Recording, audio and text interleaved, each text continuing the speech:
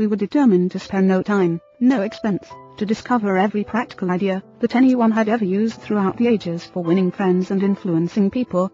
I personally interviewed scores of successful people, some of them world-famous inventors like Marconi and Edison, political leaders like Franklin D. Roosevelt and James Farley, business leaders like Owen D. Young, movie stars like Clark Gable and Mary Pickford, and explorers like Martin Johnson, and tried to discover the techniques they used in human relations. From all this material, I prepared a short talk. I called it How to Win Friends and Influence People. Say short. It was short in the beginning, but it soon expanded to a lecture that consumed 1 hour and 30 minutes. For years, I gave this talk each season to the adults in the Carnegie Institute courses in New York. I gave the talk and urged the listeners to go out and test it in their business and social contexts, and then come back to class and speak about their experiences and the results they had achieved. What an interesting assignment. These men and women, hungry for self-improvement, were fascinated by the idea of working in a new kind of laboratory, the first and only laboratory of human relationships for adults that had ever existed. This book wasn't written in the usual sense of the word. It grew as a child grows. It grew and developed out of that laboratory, out of the experiences of thousands of adults. Years ago, we started with a set of rules printed on a card no larger than a postcard. The next season we printed a larger card, then a leaflet, then a series of booklets, each one expanding in size and scope. After 15 years of experiment and research came this book. The rules we have set down here are not mere theories or guesswork. They work like magic. Incredible as it sounds, I have seen the application of these principles literally revolutionize the lives of many people. To illustrate, a man with 314 employees joined one of these courses. For years, he had driven and criticized and condemned his employees without stint or discretion. Kindness, words of appreciation and encouragement were alien to his lips. After studying the principles discussed in this book, this employer sharply altered his philosophy of life. His organization is now inspired with a new loyalty, a new enthusiasm, a new spirit of teamwork. 314 enemies have been turned into 314 friends. As he proudly said in a speech before the class, "When I used to walk through my establishment, no one greeted me. My employees actually looked the other way when they saw me approaching. But now they are all my friends, and even the janitor calls me by my first name." This employer gained more profit, more leisure, and what is infinitely more important, he found far more happiness in his business and in his home. Countless numbers of salespeople have sharply increased their sales by the use of these principles. Many have opened up new accounts that they had formerly solicited in vain.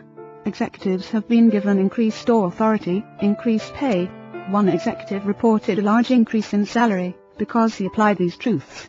Another, an executive in the Philadelphia Gas Works Company, was slated for demotion when he was 65, because of his belligerence, because of his inability to lead people skillfully.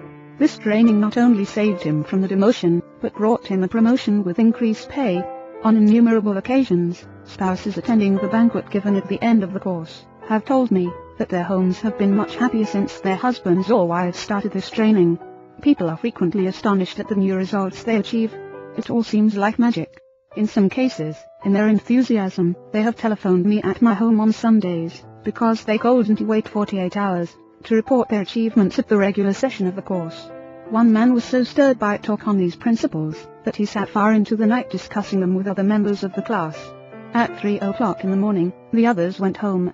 But he was so shaken by realization of his own mistakes, so inspired by the vista of a new and richer world opening before him, that he was unable to sleep. He didn't sleep that night, or the next day or the next night. Who was he? A naive, untrained individual ready to gush over any new theory that came along? No, far from it. He was a sophisticated, blasé dealer in art, very much the man about town, who spoke 3 languages fluently, and was a graduate of 2 European universities. While writing this chapter, I received a letter from a German of the old school, an aristocrat whose forebears had served for generations as professional army officers under the Hohenzollerns. His letter, written from a transatlantic steamer, telling about the application of these principles, rose almost to religious fervor. Another man, an old New Yorker, a Harvard graduate, a wealthy man, the owner of a large carpet factory, declared he had learned more in 14 weeks through this system of training about the fine art of influencing people than he had learned about the same subject during his 4 years in college. Absurd. Laughable. Fantastic. Of course, you are privileged to dismiss this statement with whatever adjective you wish. I am merely reporting without comment, a declaration made by a conservative and eminently successful Harvard graduate in a public address to approximately 600 people at the Yale Club in New York on the evening of Thursday, February the 23rd, 1933. Compared to what we ought to be, said the famous Professor William James of Harvard, compared to what we ought to be, we are only half awake. We are making use of only a small part of our physical and mental resources. Stating the thing broadly, the human individual thus lives far within his limits. He possesses powers of various sorts which he habitually fails to use, those powers which you habitually fail to use. The sole purpose of this book is to help you discover, develop and profit by those dormant and unused assets. Education, said Dr. John G. Hepburn, former president of Princeton University, is the ability to meet life's situations. If by the time you have finished reading the first 3 chapters of this book if you are any then a little better equipped to meet life's situations, then I shall consider this book to be a total failure so far as you're concerned. For the great aim of education, said Herbert Spencer, is not knowledge but action. And this is an action book. Dale Carnegie 1936 9 Suggestions on how to get the most out of this book. 1.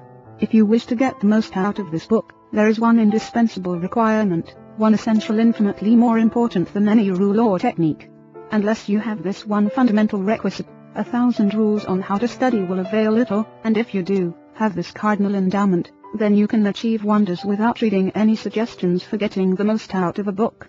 What is this magic requirement? Just this.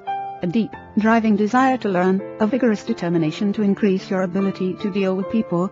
How can you develop such an urge?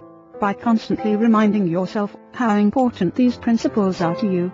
Picture to yourself how their mastery will aid you in leading a richer, fuller, happier and more fulfilling life. Say to yourself over and over, my popularity, my happiness and sense of worth depend to no small extent upon my skill in dealing with people. 2. Read each chapter rapidly at first, to get a bird's eye view of it. You will probably be tempted then, to rush on to the next one. But don't, unless you are reading merely for entertainment. But if you are reading, because you want to increase your skill in human relations, then go back, and reread each chapter thoroughly. In the long run, this will mean saving time and getting results. 3. Stop frequently in your reading, to think over what you are reading. Ask yourself just how and when you can apply each suggestion. 4. Read with a crayon, pencil, pen, magic marker or highlighter in your hand. When you come across a suggestion that you feel you can use, draw a line beside it. If it is a 4-star suggestion, then underscore every sentence or highlight it, or mark it with asterisk asterisk asterisk asterisk. Marking and underscoring a book makes it more interesting, and far easier to review rapidly. 5. I knew a woman who had been office manager for a large insurance concern for 15 years. Every month, she read all the insurance contracts her company had issued that month. Yes, she read many of the same contracts over month after month, year after year. Why? Because experience had taught her that that was the only way she could keep their provisions clearly in mind. I once spent almost 2 years writing a book on public speaking, and yet I found I had to keep going back over it from time to time, in order to remember what I had written in my own book. The rapidity with which we forget is astonishing. So, if you want to get a real, lasting benefit out of this book, don't imagine that skimming through it once will suffice. After reading it thoroughly, you ought to spend a few hours reviewing it every month. Keep it on your desk in front of you every day. Glance through it often. Keep constantly impressing yourself with the rich possibilities for improvement that still lie in the offing. Remember that the use of these principles can be made habitual only by a constant and vigorous campaign of review and application. There is no other way. 6. Bernard Shaw once remarked, if you teach a man anything, he will never learn. Shaw was right. Learning is an active process. We learn by doing. So, if you desire to master the principles you are studying in this book,